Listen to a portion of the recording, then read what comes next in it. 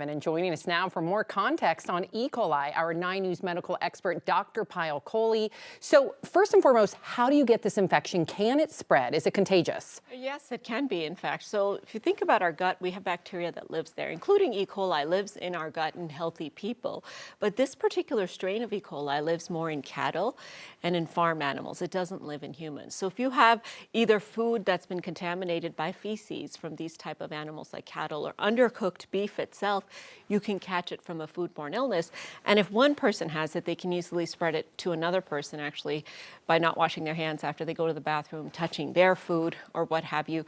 You can even catch it from going to a petting zoo if the animal is infected and you don't wash your hands afterwards. I remember during COVID, we obviously would isolate originally, right? Yes. When someone in the family tested positive. Yes. Similar procedure here? Sort of, but not really. So if I'm sitting next to you and I have it, you're not going to get it. But if I have any contaminated clothes, contaminated surfaces, I go to the bathroom and then you go to the bathroom after me and things haven't been wiped down properly, you could catch it. So what they actually recommend if you're living with somebody who has this is to use a separate restroom.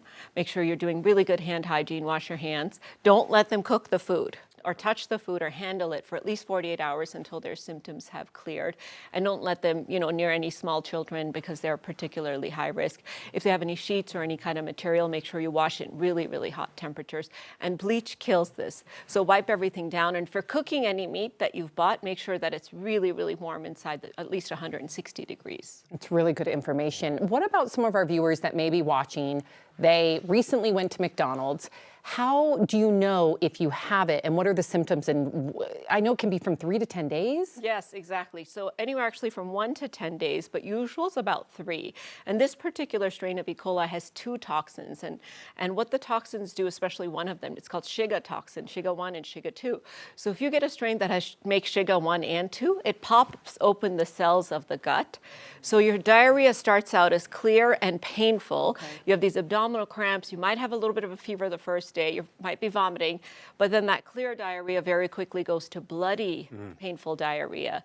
And that's when you start to become high risk. So if you've eaten at McDonald's and about 1 to 10 days after you have either clear diarrhea or clear then becoming bloody, that's a high risk feature that you could be at risk for decompensation. And the people that we see sort of doing the worst with this are young kids under 10 and older people as well. In fact, the risk of young kids under 10 progressing to needing ICU is pretty high, up to 1 in 4. Wow, that's alarming.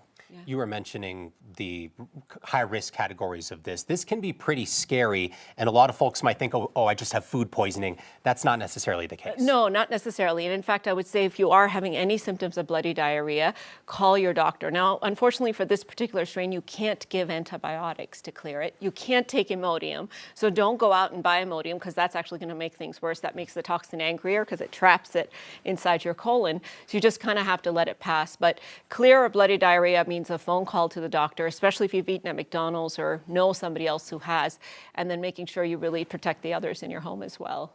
Life-saving information, Dr. Kohli. Thank you so much, as always. And we, of course, will continue to bring you updates on this outbreak as we learn more. You can find our full coverage on our free 9 News app and at 9news.com.